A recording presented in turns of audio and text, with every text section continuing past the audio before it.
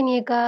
உங்களுக்கு ஒரு விஷயம் தெரியுமா? இப்ப இருக்க யங்ஸ்டர்ஸ் எல்லாருமே எப்பயுமே ஒரு திங்கிங்லயோ, கவலையோடையோ, ஃப்யூச்சர குறித்ததான பயத்தோடயோ, ஸ்ட்ரெஸ்ஸோடயோ இருக்காங்கக்கா. இதுக்கு ஏதாவது வழி இருக்காக்கா? ஒரு சிம்பிளான வழி இருக்கு ஷெகீனா. அப்படி என்னக்கா சிம்பிளான வழி இருக்கு? நம்ம ஸ்ட்ரெஸ்ஸையும், பயத்தையும், கவலை எல்லாத்தையுமே ஏசப்பா கிட்ட சொல்லிட்டோம்னா, நம்ம மனசு ரொம்ப லேசாகிடும். சந்தோஷத்தினால பொங்கி வழியும். இத பத்தின ஒரு பாடல் கேட்போமா? ஓகே ஜெனி அக்கா. என்னுள்ளம் தேவன்பால் பொங்கி வழியுதே, ஏசென்னை இரட்சித்தார் நான் ஆடிப் பாடுவேன். எவரும் அறியாரே என்னுள்ளம் பொங்குதே, என்னுள்ளம் பொங்கி பொங்கி பொங்கி பொங்கி வழியுதே, என்னுள்ளம் பொங்கி பொங்கி பொங்கி பொங்கி வழியுதே.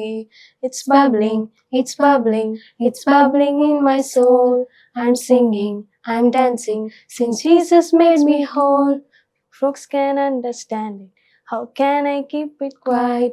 It's bubbling, bubbling, bubbling, bubbling, bubbling day and night. It's bubbling, bubbling, bubbling, bubbling, bubbling day and night. இப்ப அந்த பாட்டுக்கு ஆக்ஷன் பாப்போமா? என்னுள்ளம் தேவன்பால் பொங்கி வழியுதே, ஏசென்னை இரட்சித்தார் நான் ஆடிப் பாடுவேன். எவரும் அறியாரே என்னுள்ளம் பொங்குதே, என்னுள்ளம் பொங்கி பொங்கி பொங்கி பொங்கி வழியுதே, என்னுள்ளம் பொங்கி பொங்கி பொங்கி பொங்கி வழியுதே. It's bubbling, it's bubbling, it's bubbling in my soul. I'm singing, I'm dancing, since Jesus made me whole. No flux can understand it, nor can I keep it quiet. It's bubbling, bubbling, bubbling, bubbling, bubbling day and night. It's bubbling, bubbling, bubbling, bubbling, bubbling day and night.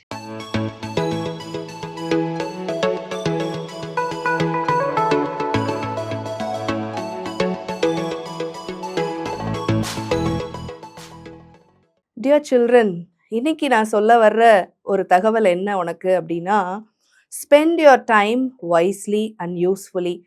கடவுள் கொடுத்த மிகப்பெரிய பொக்கிஷம் என்ன அப்படின்னா நேரம்.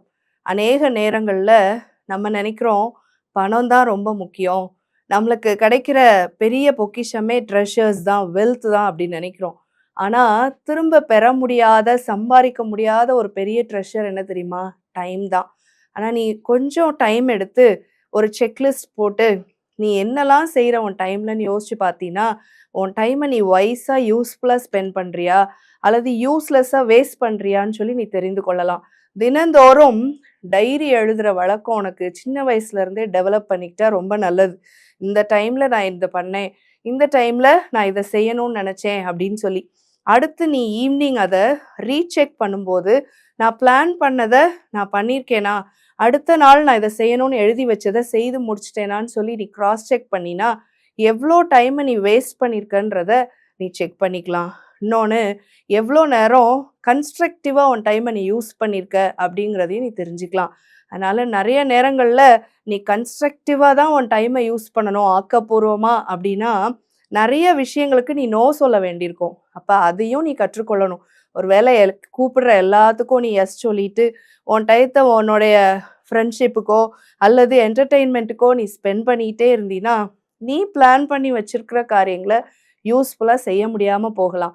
படிப்பில், விளையாட்டில், ஏதோ ஒரு ஃபீல்டில் அச்சீவ் பண்ணணும்னு ஓடிக்கொண்டிருக்கிற மாணவ கண்மணிகளாகிய நீங்கள் உங்களோட டைமை வைஸாக யூஸ் பண்ணி உங்களுடைய டார்கெட்டை அச்சீவ் பண்ண என்னுடைய வாழ்த்துக்கள். God bless you.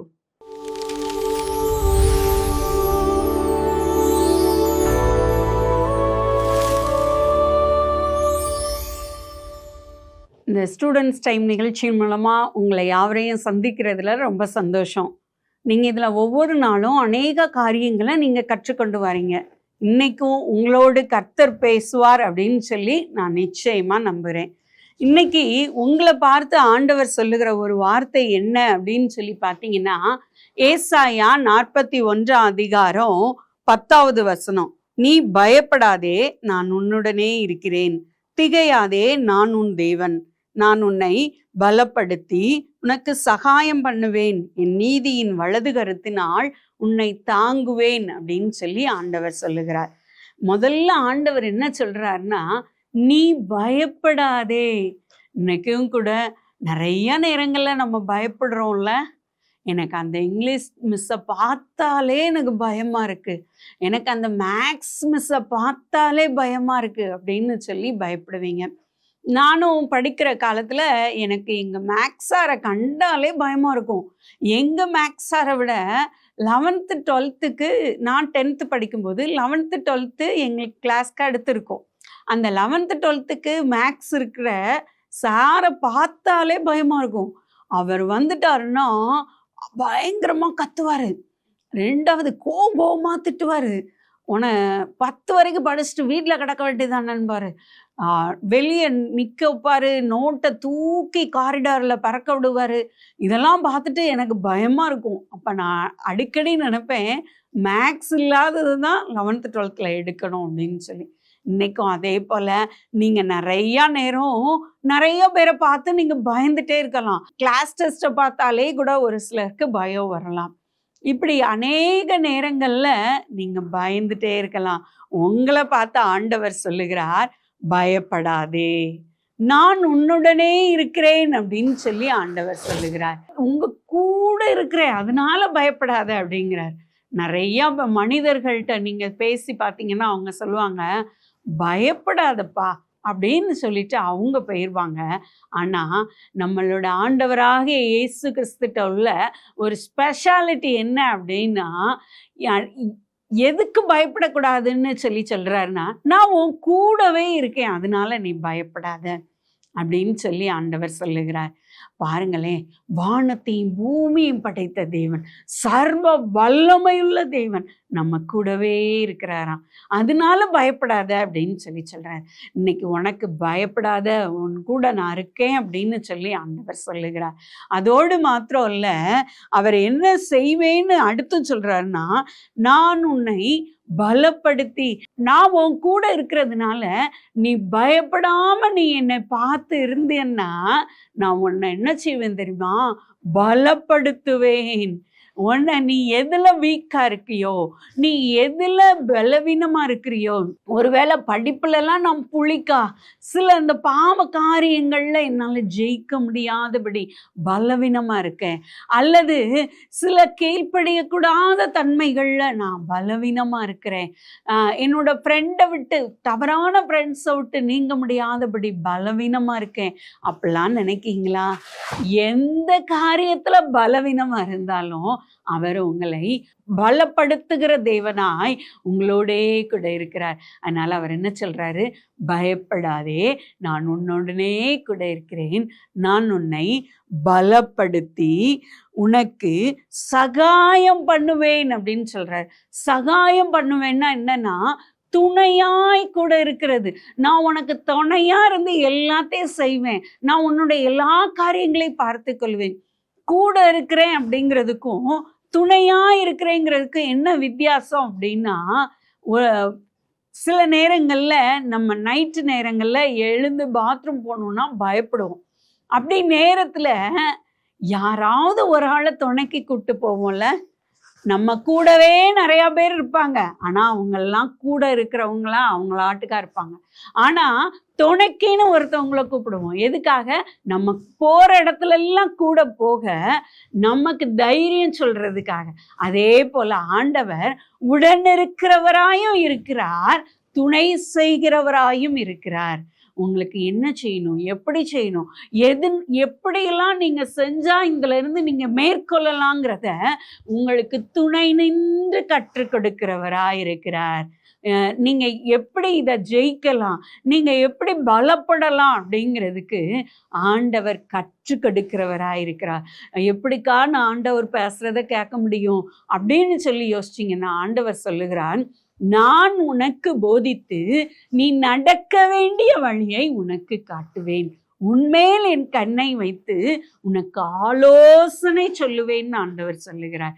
அப்படிப்பட்ட தேவன் உங்களோடு கூடவே இருக்கிறார். அதனால நீங்க பயப்படவே வேண்டாம். நீங்க ஆண்டவரை அதை பார்த்து, ஆண்டவரே எனக்கு பயமா இருக்கு, இப்படிப்பட்ட சூழ்நிலைகள்லாம் இருக்கு, அதனால நீங்க என் கூட இருந்துருங்கப்பா அப்படின்னு சொல்லி நீங்கள் அவரை பிடித்து கொண்டால் போதும், ஆண்டவர் உங்களை பலப்படுத்தி உங்களுக்கு சகாயம் பண்ணுகிற தேவனாயிருக்கிறார், உங்களோடு கூடவே இருக்கிறவராயிருக்கிறார்.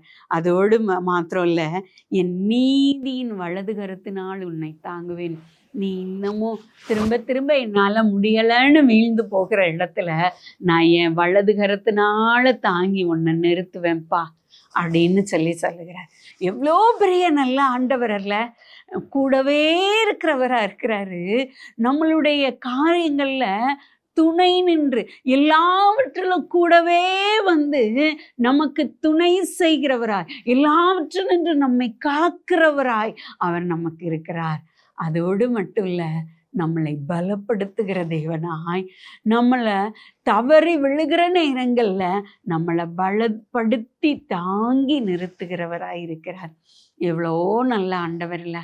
அதனால நம்ம ஆண்டவரை பற்றி கொள்வோம். இவ்வளோ நல்ல தேவன் நமக்கு இருக்கும்போது நம்மளுடைய காரியங்களுக்காக, நம்மளுடைய பயங்களுக்காக, நம்மளுடைய பலவீனங்களுக்காக நம்ம மனிதர்களை தேடி போக வேண்டாம், நம்ம நண்பர்களை தேடி போக வேண்டாம், நம்ம வேற யாரையும் தேடி போக வேண்டாம். நம்ம ஆண்டவரை பற்றி கொள்வோம். இன்னைக்கு உங்களுடைய காரியங்களை அப்படியே உள்ளபடியா ஆண்டவர்கிட்ட சொல்லுங்க. ஏன்னா அந்த வசனத்துக்கு முன்னாடி பார்த்தீங்கன்னா, என் தாசனாய இஸ்ரவேலே, நான் தெரிந்து கொண்ட யாக்கோபே, என் சிநேகிதனான ஆபிரகாமின் சந்ததியே. நம்மளை எப்படி சொல்றாரு? சிநேகிதனான ஆபிரகாமின் சந்ததி. அப்படின்னா என்ன அர்த்தம்? ஆண்டவர் நமக்கு சிநேகிதர். அப்பாக்கு சிநேகிதர்னா நமக்கு சிநேகிதர் இல்லையா? நம்ம அப்பா ஆபிரகாம்னா ஆபிரகாமுடைய நண்பர்னா நமக்கு நண்பர் அல்லவா? அப்படி நம்மளுடைய நண்பராய் நம்மள அருகில பயப்படாதேன்னு சொல்லுகிற ஒரு தேவன் இருக்கும்போது நம்ம மனிதர்களை தேடி போக வேண்டியதில்லை. நம்ம எந்த காரியத்தை குறித்தும் கலங்கி தவித்து நிற்க வேண்டியதில்லை. இதே ஏசாயா 50ஆம் அதிகாரத்தில் ஏசாயா சொல்லுகிறார், ஆண்டவர் எனக்கு துணை செய்கிறபடியால் எனக்கு ஆக்கணைக்குள்ளாக தீர்க்கிறவன் யார்? என்னை யாரும் குற்றவாளியா தீர்க்க முடியாது. அவர் என்னை நீதியின் பாதையில, சத்தியத்தின் பாதையில என்னை நேர்த்தியாய் நடத்துவார் அப்படின்னு சொல்லி அவர் சொல்லுகிறார். அதே போல நீங்களும் உறுதியாய் கர்த்தரை பற்றி கொள்ளும்போது பயப்படாதேன்னு சொல்லுகிற அவருடைய கரம் உங்களை தாங்கும், உங்களை தேற்றும், உங்களோடு கூடவே இருப்பார். எரேமியா 1ஆம் அதிகாரம் 19வது வசனத்துல, நான் உன்னை ரட்சிக்கும்படி நான் உன்னுடனே இருக்கிறேன். பாருங்களேன், எந்த தீங்கும் அணுகாதபடி நம்மளை எல்லாவற்றிலிருந்து விடுவித்து காக்கிறவராய் தேவன் நம்மளோடு இருக்கிறார். அந்த தேவனை பற்றி கொள்வோமா? இனி பயந்து கவலைப்பட வேண்டிய அவசியமே இல்லை. யாரையும் போய் பார்க்க வேண்டிய அவசியம் இல்லை. சரியா? இதுக்காக நான் யார்கிட்ட பகிர்ந்து கொள்ளுவேன் அப்படின்னு சொல்லி நீங்க தவிக்க வேண்டியதில்லை. என் டியூஷன் போகணுன்னா என்கிட்ட பைசா இல்லையேன்னு நினைக்க வேண்டியதில்லை. எல்லாவற்றிற்கும் மேலான தேவன் நம்மளோடு இருக்கிறார். அவர் பயப்படாதே, நான் உன்னுடனே கூட இருக்கிறேன், கலங்காதே, நான் உன் தேவன் அப்படின்னு சொல்லி நான் உன்னை பலப்படுத்தி உனக்கு சகாயம் பண்ணுவேன், என் நீதியின் வலது கரத்தினால் உன்னை தாங்குவேன்னு சொல்கிறார். அப்படிப்பட்ட தேவனை நம்ம பிடித்து கொள்வோமா? இன்றைக்கு அந்த தேவன் உங்கள் அருகில் வந்திருக்கிறார். கண்களை மூடி நம்ம ஒரு வீசையாய் அவரிடத்துல ஒப்பு கொடுப்போமா? உங்களுடைய பலவீனங்கள், உங்களுடைய சோர்வின் காரியங்கள், அவைகள் ஆண்டவரிடத்துல அறிக்கையிடுவீங்களா? எதை குறித்து பயப்படுகிறீர்களோ அதே ஆண்டவரிடத்துல சொல்லுங்க. நீங்க எதுக்கு பயப்படுறீங்கன்னு ஆண்டவருக்கு தெரியும். ஆனாலும் நீங்க சொல்லி அறிக்கையிடும்போது அந்த பயம் உங்களை விட்டு வெளியேறும். தேவன் ஆளுகை செய்வார். அதை நீங்க உணர முடியும். ஏசப்பா, எனக்கு இதை குறித்து கவலையா இருக்கு, எனக்கு இந்த இங்கிலீஷை பார்த்தா, எனக்கு இந்த மேக்ஸை பார்த்தா, எனக்கு இதெல்லாம் பார்க்கும்போது எனக்கு பயமா இருக்குன்னு சொல்லி ஆண்டவரிடத்துல அறிக்கையிடுங்க. நான் இதுலெல்லாம் ரொம்ப வீக்கா இருக்கேன்ப்பா, என் டைமை நான் ஸ்பெண்ட் பண்றதுல நான் வீக்கா இருக்கேன்ப்பா, நீங்க எனக்கு உதவி செய்யுங்கன்னு கேட்போமா? ஏசப்பா, மெய் துதிக்கிறோம் ஆண்டவரே, சோத்திரிக்கிறோம் இந்த வெளியிலையும் சுவாமி. பயப்படாதே, நான் உன்னுடனே கூட இருக்கிறேன்னு சொன்ன தேவன். இந்த வேளையில இந்த வார்த்தையை கேட்டு ஜெபிக்கிற ஒவ்வொருவரோடும் கூட ஆவியானவர் இருப்பீராகன்னு ஜெபிக்கிறோம் ஆண்டவரே. நீர் இருக்கிறதோடு மாத்திரம் இல்ல, எங்க பிள்ளைங்க ஒவ்வொருவரையும் நீர் பலப்படுத்தி, நீர் அவர்களுக்கு சகாயம் செய்து, நீர் அவர்களை உம்முடைய கரத்தினால் தாங்கி நடத்துங்கன்னு ஜெபிக்கிறோம் ஆண்டவரே. உம்முடைய கிருபையுள்ள கரத்திற்குள்ளாய் தாழ்த்தி ஒப்பு கொடுக்கிறோம். நீர் ஒவ்வொருவரையும் ஆளுகை செய்து நடத்துங்கன்னு ஜெபிக்கிறோம். அவர்களுடைய பயம், திகில் எல்லாம் அவர்களை விட்டு விலகட்டும் ஆண்டவரே. உம்முடைய கிருபையினால் மூடுவீராக. நீரே ஆலோசனை தந்து அவர்களை பலப்படுத்தி நடத்துங்கன்னு ஜெபிக்கிறோம். உம்முடைய கிருபையுள்ள கரத்திற்குள்ளாய் தாழ்த்தி ஒப்பு கொடுக்கிறோம். நீர் பொறுப்படுத்திக் கொள்ளும். இயேசுவின் மூலம் ஜெபிக்கிறோம் நல்ல பிதாவே, ஆமென்.